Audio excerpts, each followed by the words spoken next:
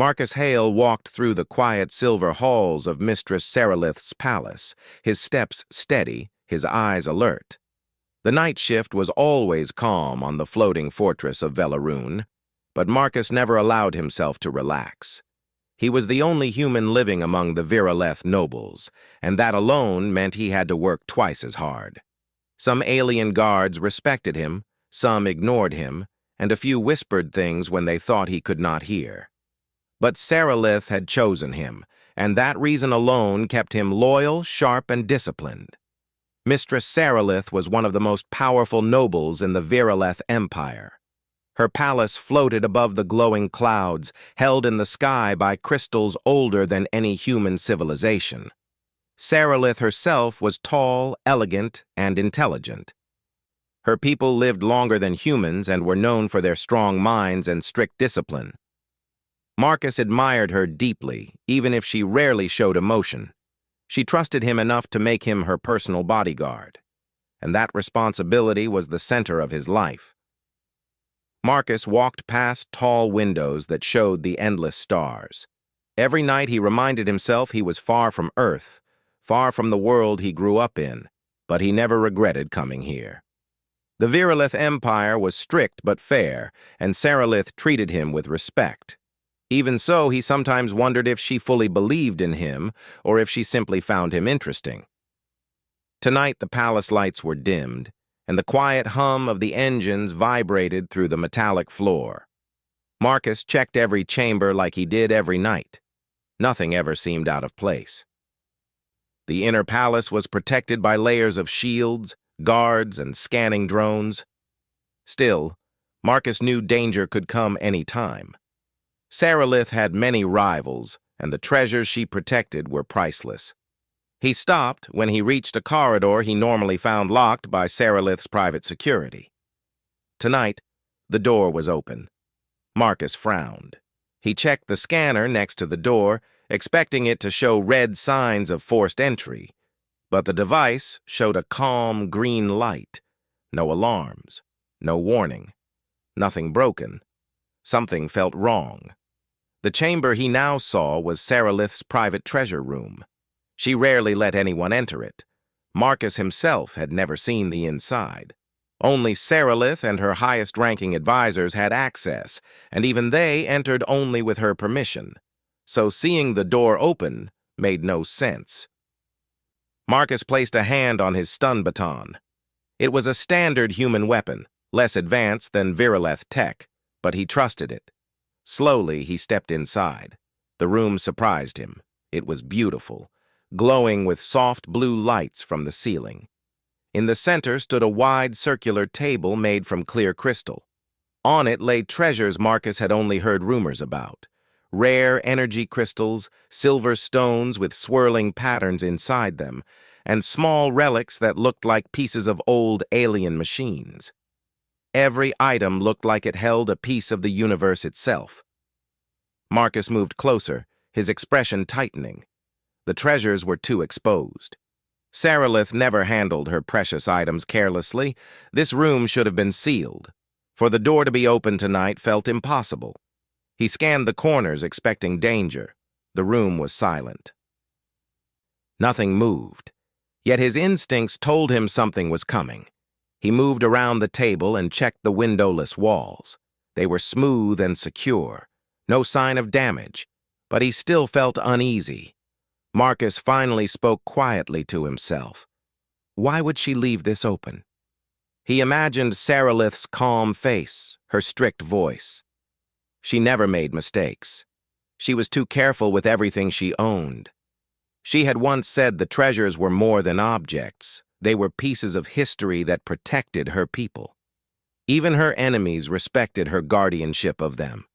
For such items to be left out meant something was not normal at all. Marcus moved toward the table again. The objects were beautiful, glowing at the edges, almost calling for someone to touch them. He felt the temptation softly, like a whisper in his mind, but he pushed the feeling away. He wasn't here to look at treasures. He was here to protect their owner. He stepped back to the entrance and checked the hallway, still empty. Just as he turned around, a faint metallic sound echoed behind him. Marcus spun instantly. A shadow dropped from the ceiling. A figure in black armor landed silently on the floor in front of the treasure table. Its mask glowed with dark red lines. Marcus didn't recognize the armor, but he knew immediately it was not one of Sarilith's guards. The intruder moved fast. Too fast. Before the masked figure reached the table, Marcus charged forward. His voice rang through the chamber, firm and strong. "Stop!" The figure didn't listen. Marcus swung his stun baton. The intruder dodged easily and kicked Marcus back a step. Marcus hit the ground but rolled to his feet immediately. Humans were physically weaker than many aliens, but Marcus trained daily. He was fast, disciplined, and focused. The intruder reached for the largest glowing crystal on the table. Marcus saw the movement and launched himself forward with all his strength. His shoulder slammed into the intruder's side, knocking them away from the treasure table. The crystal nearly slipped but stayed in place. The masked figure hissed something in an unfamiliar language, then attacked Marcus again. Their arms moved like blades, fast and sharp. Marcus blocked the strikes with his baton, sparks jumping from the clashes. The intruder was stronger, but Marcus had skill. The intruder tried to leap over him. Marcus caught the figure's leg and pulled them down. Both hit the floor hard. The figure recovered first and kicked Marcus in the chest. Pain shot through his ribs, but he stayed conscious. He could not lose. If even one treasure was taken, Sarilith's empire could face disaster. He forced himself up again. This time he moved differently. Instead of trying to overpower the intruder, he stayed low, watching their rhythm, waiting for a mistake. The intruder struck twice. Marcus blocked, then ducked the third attack. The moment he saw an opening, he swung his baton upward and hit the intruder's mask. The mask cracked. The intruder stumbled back, confused for a moment. Marcus took the chance and charged again, this time grabbing the figure's arms and twisting them behind the masked alien's back. He pinned the intruder to the ground. The figure struggled fiercely, but Marcus used all his strength to hold them still. Before he could call for backup, the intruder's suit released a sharp burst of electricity. Marcus cried out as the shock ran through his arms. His hands lost their grip. The intruder rolled away and tried to run for the doorway. Marcus forced his legs forward despite the pain. He grabbed the fallen intruder's cloak and pulled them down again. The figure twisted and hit Marcus hard on the jaw, sending him sliding across the crystal floor. Stars flashed in his eyes, but he refused to stay down. He pushed himself up, breathing hard. The intruder moved again toward the treasures. Marcus's body reacted before his mind. He lunged forward and tackled the intruder's legs. Both fell hard again, rolling across the floor. Marcus felt something warm on his arm. Blood, his own blood. His skin had been cut during the struggle. The pain was sharp, but he didn't care. The intruder was desperate now. They punched Marcus repeatedly, trying to break free. Marcus blocked some strikes, but not all. His head hurt, but his grip stayed strong. He refused to let go. Finally, with one strong push, he forced the intruder onto their back and struck the mask again with his baton. This time, the mask broke completely. The intruder's face froze, shocked. Marcus struck once more, stunning them fully. The figure's body fell limp. Marcus stayed kneeling beside the unconscious intruder, chest rising and falling quickly. He tied their hands with the emergency restraints at his belt, then dragged the figure away from the treasure table. His breathing was heavy. His arms trembled. His ribs hurt with every breath. But the treasures were safe. He stood between the table and any danger, just in case more enemies came. The cut on his arm bled slowly, but he ignored it. His mission was simple: protect the Mistress and all she valued. Only after several minutes of silence did he exhale deeply. The fight was over. He had won. But something still felt strange. Why had the door been open? Why had no alarms triggered? And why did the intruder know exactly where to go? It felt too planned, too perfect for a trap. Marcus looked around again. That was when he sensed another presence behind him. He turned slowly. Mistress Sarilith stood in the doorway. She had been watching. Her tall, elegant shape was mostly hidden by the dim blue light. Her long, silver hair fell over her shoulders. Her eyes, bright like two shining crystals, were fixed on Marcus. Her expression was unreadable. Her hands were clasped behind her back, and her posture was calm. Almost too calm for someone who had just witnessed an attack on her treasures. Marcus straightened immediately, despite the pain shooting through his ribs. Blood dripped from his arm, but he did not let it distract him. He stood firm, his body blocking the treasure table from her view as if still guarding it. "Mistress," he said quietly. Sarilith stepped closer. Her boots made no sound on the crystal floor. She stopped only a few steps away from him. Her bright eyes moved from Marcus to the fallen intruder, then back to Marcus again. For a moment, she said nothing. Marcus felt a strange tension in the air. He wondered if she believed he had done something wrong by entering the chamber without her order. He tried to speak, but his voice caught in his throat. Sarilith finally spoke, her voice calm and cool as always. "So," she said softly, "you fought for them." Marcus swallowed hard.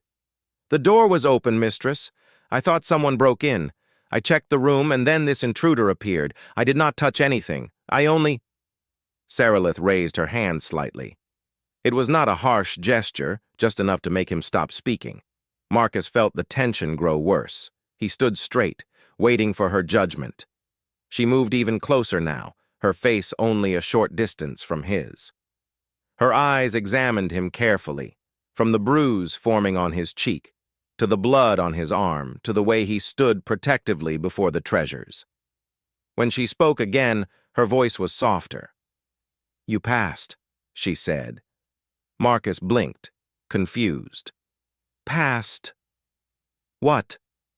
Sarilith looked at the open door, then at the treasures, then at him again. "This," she said, "was a test." Marcus's heart pounded. Sarilith stepped around him and touched one of the crystals lightly as if confirming nothing was missing. Then she turned back to Marcus.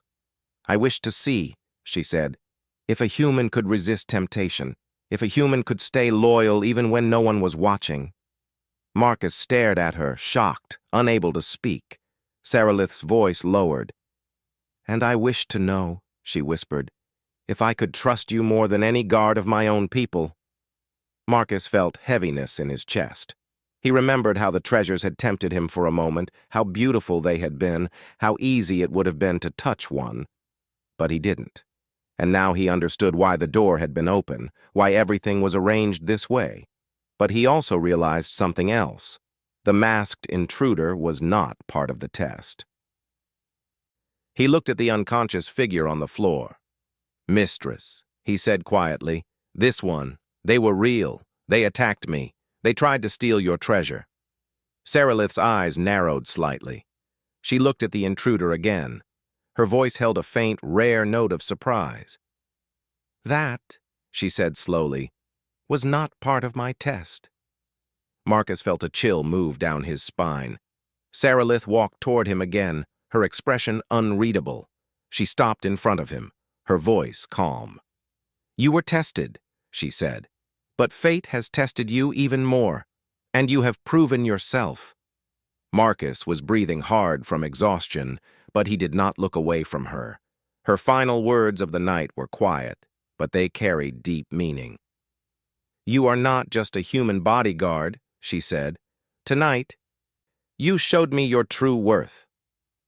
Marcus stood silently as her words settled in the air. The night had changed everything.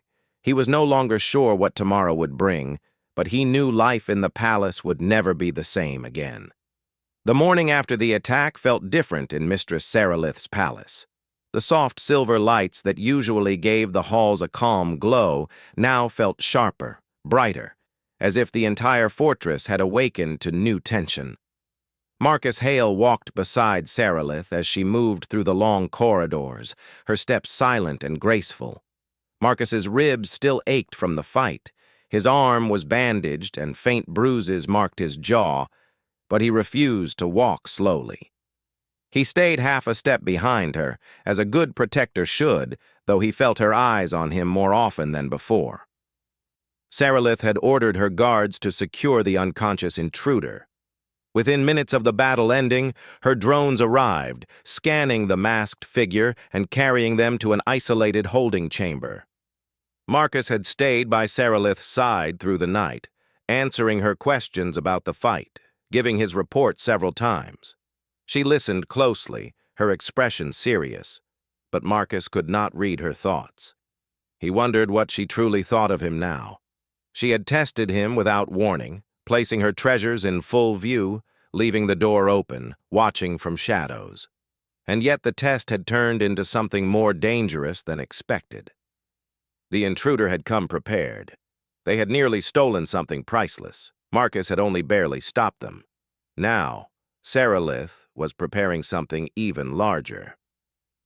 She led Marcus to the central command hall of the palace. The tall doors opened silently, revealing a large circular room filled with floating screens, maps of star systems, and dozens of Virolith commanders waiting in silence. Their tall forms stood straight, shining armor catching the light. Many of them turned their eyes to Marcus, some with curiosity, others with disapproval. A few whispered quietly, not expecting a human to enter such an important room. Marcus kept his gaze forward, ignoring the stares. His job was not to worry about their opinions, but to stay ready, alert, and calm. Sarilith walked up the steps to the highest platform and stood before her commanders. "Last night," she began, her voice cool but carrying the strength of authority, "my private treasure chamber was breached." The room fell silent immediately. All eyes turned to her, and a masked intruder attempted to steal the core relics. Gasps and murmurs filled the hall. The relics were well known among the Virolith. Losing even one could shift power, change alliances, or threaten the stability of their empire. Sarilith continued without hesitation. The alarms were suppressed. The door was tricked into opening. Someone with knowledge of the inner palace assisted the intruder. A ripple of shock ran through the hall. A traitor among the nobles or guards. Marcus watched the commanders' faces carefully. Some looked offended by the idea. Others looked guilty. A few remained emotionless, which made them more suspicious. Sarilith raised her hand, and silence returned. "The intruder was stopped," she said. "Not by the system, not by my guards, but by one human." Every face turned to Marcus. He remained still, though he felt the weight of their stares, a mixture of disbelief and pride and silent judgment. Sarilith's voice lowered slightly, but it became sharper. "Marcus Hale risked his life. He fought alone. He protected the relics even when injured. And he kept the treasures untouched, even when temptation stood in front of him." Marcus felt his chest tighten slightly. He had not expected her to speak so openly about him here. He stood tall, refusing to show even a hint of emotion. Sarilith looked at her commanders one by one. "From this moment," she said, "Marcus Hale is not only my personal bodyguard, he is now the chief protector of my house." A wave of surprise spread across the hall. Some commanders stepped back. Others frowned. A few bowed their heads in respect. This rank was one of the highest positions, an honor that no human had ever received. Marcus felt the news strike him like a sudden wind. He had not been prepared for this.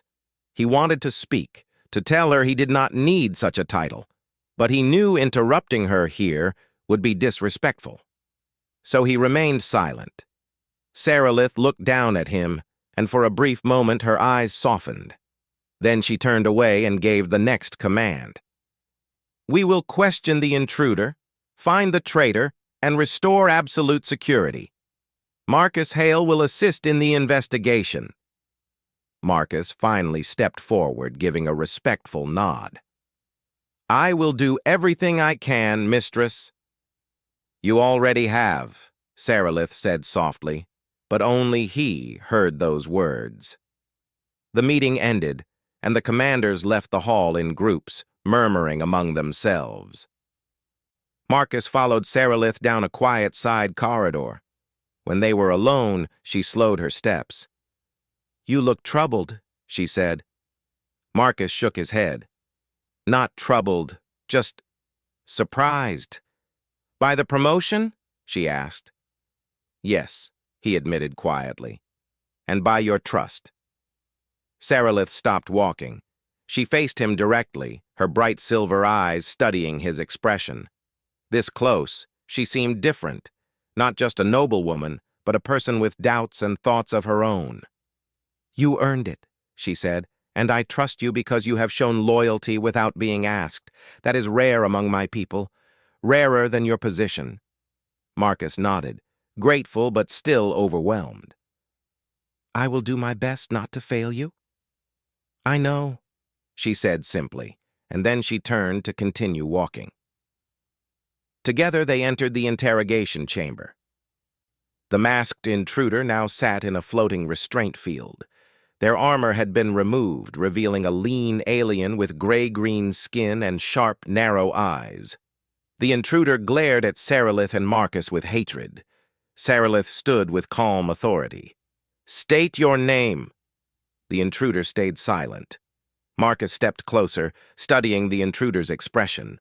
Their jaw tightened at the sight of him, as if seeing a human made them angry. "You do not belong here," the intruder finally hissed. Marcus crossed his arms. "You broke into the palace. I belong here more than you do." The intruder narrowed their eyes, but still refused to speak further. Sarilith raised her hand and activated a soft blue light around the prisoner. The energy field reacted to emotions, revealing truthfulness and lies in different patterns. It was a sophisticated virolith technology. "Who sent you?" Sarilith asked. The intruder remained silent. Marcus watched the blue light carefully. Even without speaking, the intruder's heartbeat quickened, and the field flickered with a light pattern that meant fear. "He's afraid of someone," Marcus said quietly. Sarilith nodded. "Yes." Marcus stepped closer. "Tell us, if someone forced you to do this, Mistress Sarilith will protect you." The intruder laughed weakly. "You think a human can protect anyone? You don't understand this world." Marcus stayed calm. "I understand loyalty." The intruder stopped laughing. Their eyes lowered for a moment. Marcus continued, "Whoever sent you doesn't care what happens to you. We do." The intruder looked up slowly, and for the first time, their anger faded slightly. The blue light around them dimmed, showing a drop in fear. Sarilith stepped forward, her voice calm but firm. "Tell us the truth. Your life may be spared." The intruder swallowed hard. Their voice shook slightly. They told me to steal the core relic. They said you didn't deserve it anymore. They said your rule is ending." Marcus listened carefully. "Who said that?" The intruder shook their head. "I cannot speak their name. If I say it, I die." Marcus frowned. "Die? How?" The intruder looked at him with tired eyes. "They used a mental seal. If I speak their name, my heart will stop." Marcus felt a chill. He had heard of such technology, rare, dangerous, and forbidden by most alien laws. Someone powerful had prepared this. Sarilith's expression darkened. Marcus saw something rare in her eyes, anger, quiet but deep. She turned away from the prisoner and walked toward the exit. "I know who did this," she said softly, "but first, we must find proof." Marcus followed her out. "Who do you suspect, Mistress?" She looked straight ahead. "A rival noble, one who has wanted my treasures for years, one who believes a human by my side is a weakness." Marcus tensed. "I will protect you, and I will help you find proof." Sarilith stopped again, facing him. This time she stepped closer than ever before. almost close enough for him to feel the soft glow of the markings on her skin. "Marcus Hale," she said, her voice quiet but strong. "Last night you protected my treasures. Now I ask you to protect something more important." He felt the seriousness in her tone. "What is it?" "My honor," she said, "and my people. If this rival succeeds, everything I built will fall. I need you to stand with me." Marcus's answer was immediate. "Always." Sarilith looked at him for a long moment as if weighing his sincerity. Then she nodded and turned forward. They walked through the palace together, planning their next moves. They would review the security logs. They would search for secret messages sent from inside the palace. They would follow traces of energy left by the intruder's arrival. Marcus would interview the guards. Sarilith would question her advisors. Together, they would find the traitor. For hours, they worked side by side, and as they searched, the bond between them grew stronger. Marcus saw a side of Sarilith he had never seen before. Determined but thoughtful, strict but fair, powerful but surprisingly human in her emotions. And Sarilith saw Marcus's dedication, patience, and clever thinking. He noticed clues that even her advanced scanners missed. His human instincts were different from Viroleth logic, and that difference helped them uncover several important details. Near the end of the day, Marcus discovered a hidden message inside one of the palace monitors. It had been sent secretly during the night of the attack. The message gave instructions on how to bypass the security door of the treasure chamber. Sarilith read the message slowly, her expression hardening. This signal. It came from the upper council room. Marcus felt his pulse quicken. Only a handful of nobles had access to that room. The circle of suspects was now small. Sarilith closed her hand into a fist. Marcus had never seen her this furious. "It is time to confront them," she said. They walked to the council chamber, where the high nobles gathered in conversation. When Sarilith entered, everyone fell silent. Marcus stood behind her with quiet strength. Sarilith raised the stolen message in her hand. "One among you betrayed me." Gasps spread across the room. The nobles looked at each other, confused or pretending to be. Sarilith continued, "Only 5 of you had access to this system, and only 1 of you had reason to steal my core relic." A tall noble stepped forward, trying to keep a calm face. "Sarilith, surely you are not accusing one of us without—" Marcus interrupted him. "The message came from your code." The noble froze. Sarilith stepped toward him, her eyes burning with quiet intensity. "You sent the command," she said. "You helped the intruder, and you tried to destroy everything I protect." The noble tried to run. Marcus caught him before he reached the door. He held the noble firmly, locking his arms behind his back. Sarilith walked to the captured traitor. She looked calm, but Marcus sensed storm inside her. "You will face judgment," she said. The noble trembled, knowing there was no escape. The crisis was resolved, but everything had changed. Sarilith turned to Marcus, her expression softer now. "You protected me when no one else could. You protected my treasures, my honor, and my people." She paused, her voice lowering. "I will not forget this." Marcus bowed his head. "I only did my duty." "No," Sarilith said gently. "You did more." For a moment they stood quietly in the golden light of the council chamber. Marcus realized something important. He had earned not only a rank, but a place in her world. Sarilith realized something too, that the human she once tested was now someone she trusted more than any other. They walked forward together, the sky of Velarune shining through the tall windows behind them, a symbol of the bond they had formed. Their story, once a simple test, had become something far greater, an alliance of trust, loyalty, and unbreakable honor between a human and his alien mistress.